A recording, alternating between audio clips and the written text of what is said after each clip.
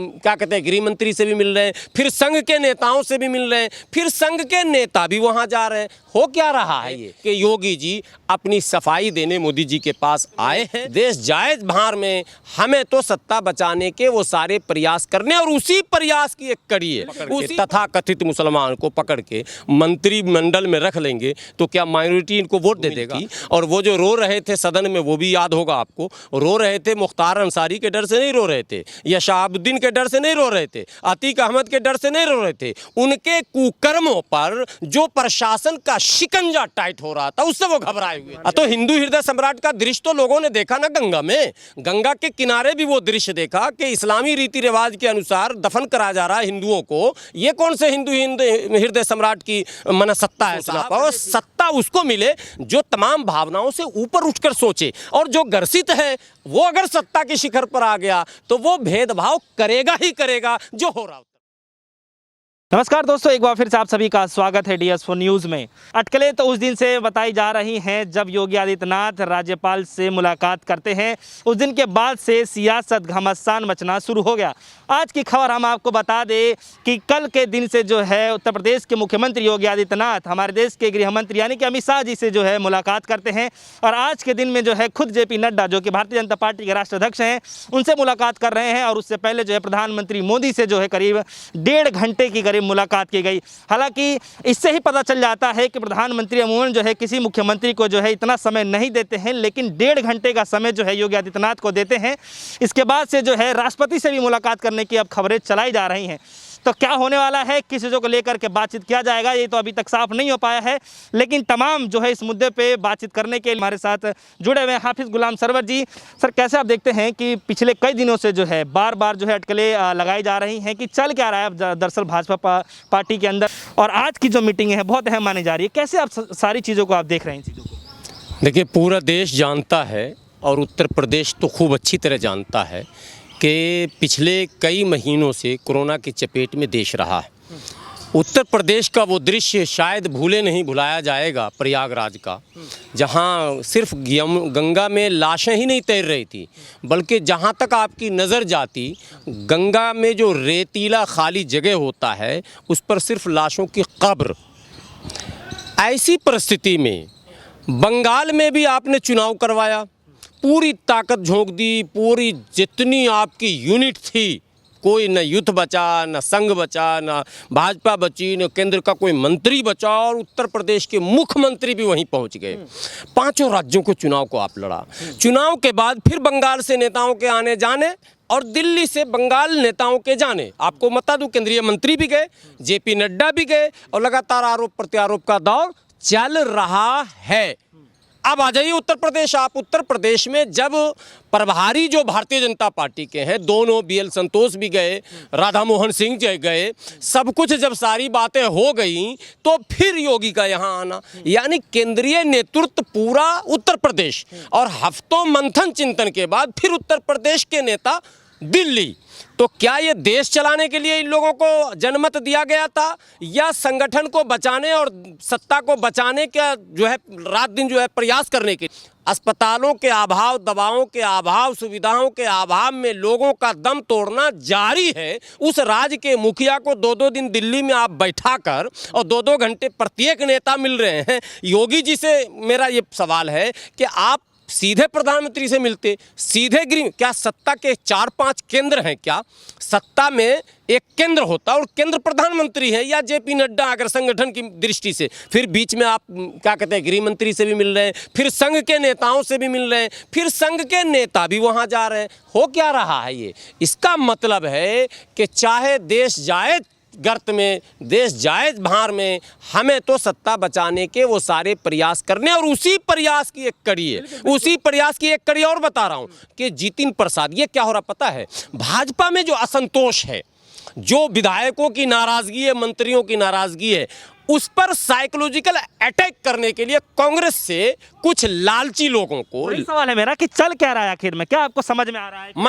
मैं वही कह रहा हूं, लालची लोगों को पद का लोभ देकर, या फिर इन लोग लिस्टिंग करते हैं कि किसी का कुछ फंसा हुआ कहीं मामला है क्या, किसी दल में, कांग्रेस के नेताओं में, राजद के नेताओं में, सपा के नेताओं में, बसपा के नेताओं में, आरएलडी के नेताओं में किसी का हाथ अगर कहीं फंसा हुआ है तो उसकी घेराबंदी करवाते हैं। गृह मंत्रालय के पास तो वो सारा अधिकार रहता है, वो घेराबंदी करा के उसको मजबूर करते हैं कि वो भारतीय जनता पार्टी में शामिल हों। फायदा कुछ नहीं है इनका, वोट नहीं बढ़ेगा, लेकिन एक फायदा यह है कि जो असंतोष उभर रहा है उस पर लगाम लग जाता है। देख लो, तुम भागोगे, यहाँ तो साला मेरे यहाँ पूरा दूसरा आ रहा, तू जा, कहाँ जाएगा, कहीं है कुछ क्या, सब तो भाग के मेरे आ रहा। असल ये पैगाम देना होता, यही संदेश इन्होंने बंगाल में भी देने की कोशिश की, वातावरण बनाने की कोशिश की, सफल नहीं हुई है। अब उत्तर प्रदेश में फिर इन्होंने शुरू कर दिया, लेकिन सफल वहाँ भी नहीं होंगे। लेकिन हाफिज गुलाब शर्मा जी, सवाल अब यहाँ पर यह है कि अब जो है जनता जो है, उत्तर प्रदेश की जनता हो चाहे पूरे देश की जो निगाहें हैं,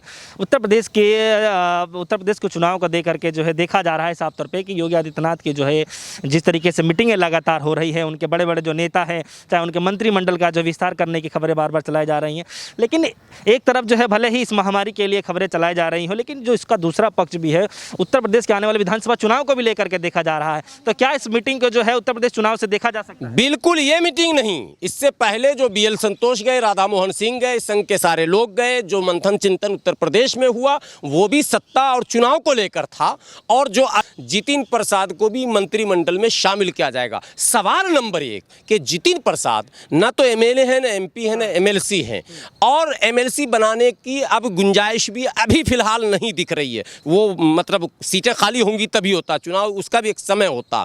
तो अब चुनाव भी 6 महीने से कम समय रह गया, आप मंत्री कैसे बना रहे हैं? ये कौन सा कानून नया नया लोग निकालते हैं भाई कि किसी को भी उठा के मंत्री बना दो? जनप्रतिनिधि को ही तो आप मंत्री बनाएंगे ताकि वो जनता की सेवा करे। जितिन प्रसाद तो रिजेक्टेड लीडर हैं, 2014 में हारे, 19 में हारे, तो ऐसे लोगों को आप लाकर क्या संदेश दे रहे हैं? दरअसल है क्या मामला, जितिन प्रसाद जाति से ब्राह्मण है।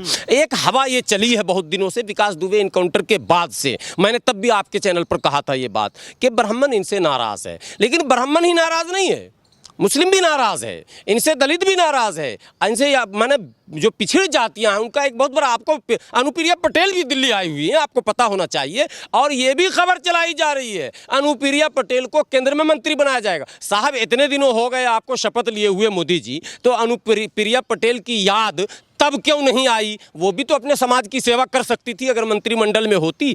अब जब चुनाव करीब आ रहा है तो अपना दल को भी पटाना है, और उस जाति माने आधारित चूंकि पार्टी है वो तो उस जाति को भी आपको लग रहा है कि जिस तरीके से जो ब्राह्मण समाज को जो है एकत्रित करने के लिए, क्योंकि पहले पिछले दिनों से देखने को यह मिल रहा है कि ब्राह्मण और उत्तर प्रदेश के अंदर जो है थोड़ी बहुत जो है ठाकुरवाद से रिलेटेड अगर देखा जाए तो कहीं ना कहीं दरार पैदा हो गया है, तो क्या उस दरार को भरने के लिए है जो थोड़ा बहुत जो है उसको पूर्ति करने के लिए जो है जितिन प्रसाद को लाया गया? देखिए, एक राजनीतिक परंपरा है कि जब कोई समूह नाराज हो जाए तो उसमें से एक व्यक्ति को लाकर सरकार में, सत्ता में आप स्थापित करते हैं। नहीं होता है। इतिहास साक्षी है कि जिन दलों ने भी इस फार्मूले को आजमाया उसे मुंह की खानी पड़ी।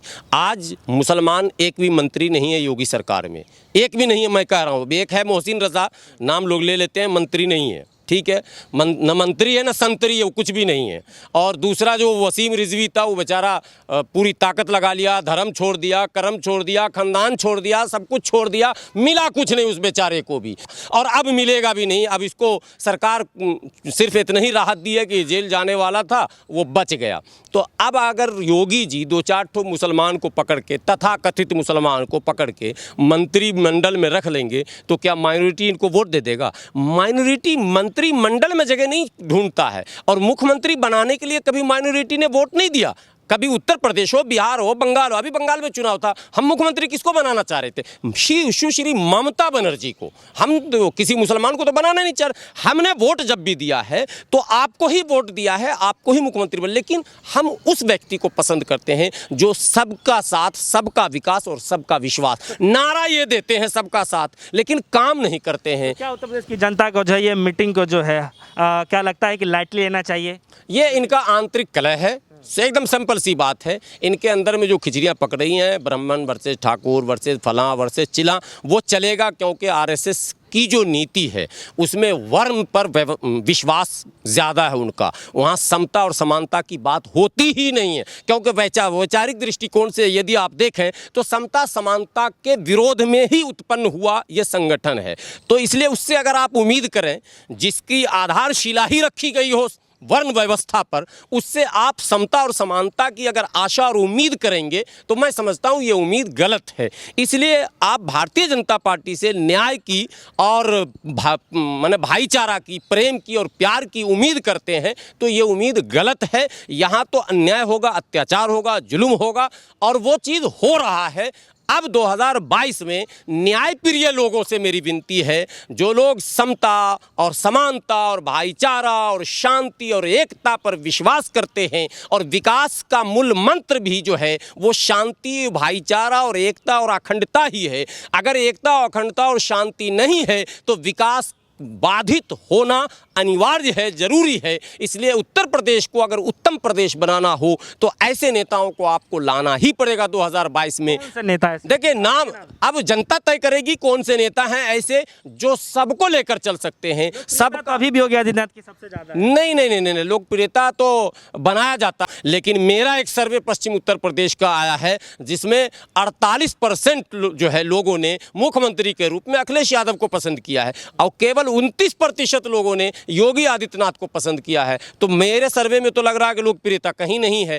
अब सर्वे करने वाले टीम भी अलग अलग हैं, लोग जाते भी अलग अलग जगहों पर। आप सर्वे करने अगर चले जाएंगे योगी आदित्यनाथ जी के चहेते मोहल्ले में तो वहाँ तो सब लोग वही बोलेंगे। मोहल्ला वाइज बटा हुआ है मतदाता, तो कुल मिलाकर कहीं लोकप्रियता नहीं है। और लोकप्रियता है तो ये दुर्भाग्य है उत्तर प्रदेश का, ये मैं कह रहा हूँ। यदि वाकई उस सर्वे में आ गया कहीं भी कि उनकी लोकप्रियता बनी हुई है तो उत्तर प्रदेश का दुर्भाग्य कहा जाएगा, क्योंकि जो 5 सालों में हुआ है, जो शोषण हुआ है, जो उत्पीड़न हुआ है, जो दलितों का, अल्पसंख्यकों का, ये भारत के इतिहास में ऐसा पहले कभी, देखिए दंगे हमेशा हुए हैं और एक जगह रहेंगे लोग तो आपस में लड़ेंगे बिरेंगे, भाइयों में भी होता है, लेकिन किसी को टारगेट करके, लक्ष्य बनाकर उसको माना आर्थिक दंड, सामाजिक दंड, धार्मिक दंड ये देने की सोच अगर सरकार की हो जाए तो ये चिंता का विषय बनता है। आदित्यनाथ से ज़्यादा साफ सुथरी छवि जो है अभी तक उत्तर प्रदेश में किसी नेता को देखने को नहीं मिली। माना जा रहा है कि अभी तक साढ़े 4 साल के कार्यकाल में जो है एक भी जो है उनके ऊपर जो है लांछन नहीं लगाया कि इस तरह के 100 मुकदमा पहले उन पर था साहब।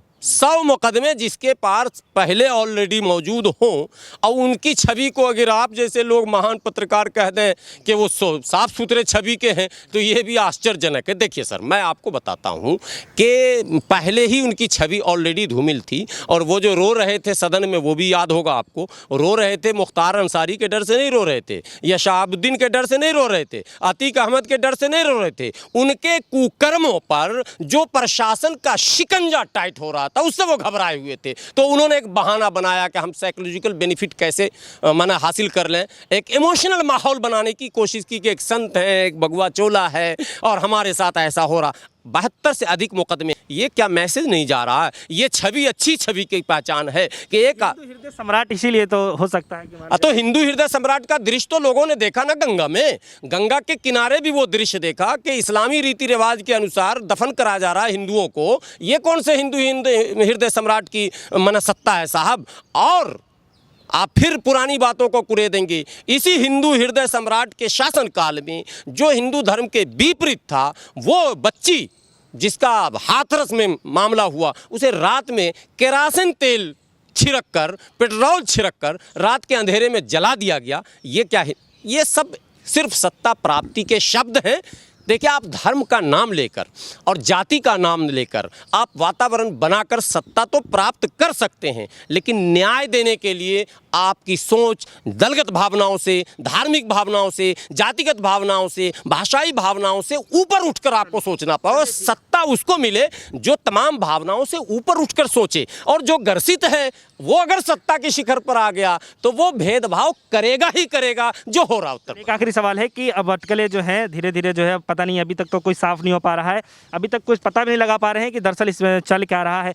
आपके हिसाब से जो है कम शब्द में बताइए कि किन किन मुद्दों पे जो है प्रधानमंत्री मोदी से जो योगी आदित्यनाथ जी है जो बात कर रहे हैं, या फिर जो उनके बड़े आला अधिकारी हैं उनसे किस किस मुद्दे पे बातचीत कर रहे हैं? देखिए, योगी जी बेलगाम हो गए थे।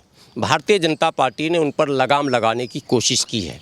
उस कोशिश की कड़ी ये थी कि कुछ इनको आदेश केंद्र से दिए गए थे, उसका पालन नहीं हुआ तो नाराज़गी की सूचना भी पहुंचा दी गई। और यही कारण था कि यहाँ से टीम लखनऊ गई थी, बताने गई थी कि केंद्रीय नेतृत्व आपसे नाराज़ है, आपने उन आदेशों का पालन नहीं किया है। तो अब उस नाराज़गी को दूर करने, यानी मिलने मिलाने, गिले शिकवे दूर करने योगी जी आए हैं। बात क्या हुई है वो छन कर अभी सामने नहीं आए, लेकिन अनुमान ये है कि योगी जी अपनी सफाई देने मोदी जी के पास आए हैं और ये विश्वास दिलाने की वो कोशिश करेंगे। भाई, मुख्यमंत्री का पद है, जाने वाला है, तो भाई बचाने के लिए लोग बहुत कुछ करते हैं। वो प्रधानमंत्री जी का विश्वास जीतने की कोशिश करेंगे, उनको मनाएंगे। आपने ट्विटर हैंडल देखा उत्तर प्रदेश सरकार का, आपने नमामि गंगे का देखा, जो दृश्य हुआ है वो प्रधानमंत्री, जिस प्रधानमंत्री के चेहरे पर पूरा भारत और पूरा भाजपा और पूरा संघ नाच रहा हो, उस प्रधानमंत्री का चेहरा अगर हटा दिया जाए तो ये कोई छोटी बात नहीं है। उन्हीं सब मुद्दों पर डिस्कस हुआ। बहुत बहुत शुक्रिया। बिल्कुल हमारे दर्शकों को समझाने के लिए, बताने के लिए कि दरअसल भाजपा के अंदर यानी कि भारतीय जनता पार्टी के अंदर जो है अटकलें किस चीज़ को लेकर के लगाई जा रही हैं। हालांकि इस वक्त जो है योगी आदित्यनाथ यानी कि उत्तर प्रदेश के मुख्यमंत्री योगी आदित्यनाथ जो है बार बार जो है मीटिंग करने के लिए जो फोटोज़ हैं वो बार बार आप सभी के सामने दिखाए जा रहे हैं। योगी आदित्यनाथ जो है गृह मंत्री के साथ ही साथ भारतीय जनता पार्टी के जो अध्यक्ष JP नड्डा है उनसे मुलाकात करते हैं, प्रधानमंत्री से करीब जो है 1.5 घंटे तक मुलाकात करते हैं। उसके बाद जो है राष्ट्रपति जी से मुलाकात करते हैं। हालांकि राष्ट्रपति जी से मुलाकात करने का मतलब ये नहीं है कि कुछ अहम मुद्दा होगा। हालांकि इस पर देखा ये जा रहा है कि वो जब भी कभी दिल्ली आते हैं, दौरा करते हैं, तो इस समय जो है हमेशा जो है राष्ट्रपति जी से मुलाकात करते हैं। फिलहाल आने वाले समय में ये तो देखना काफ़ी दिलचस्प होगा कि उत्तर प्रदेश की राजनीति में क्या अटकलें सामने आ रही हैं। फिलहाल के लिए इतना ही। जुड़े हमारे साथ देखते रहिए DS4 न्यूज़। धन्यवाद।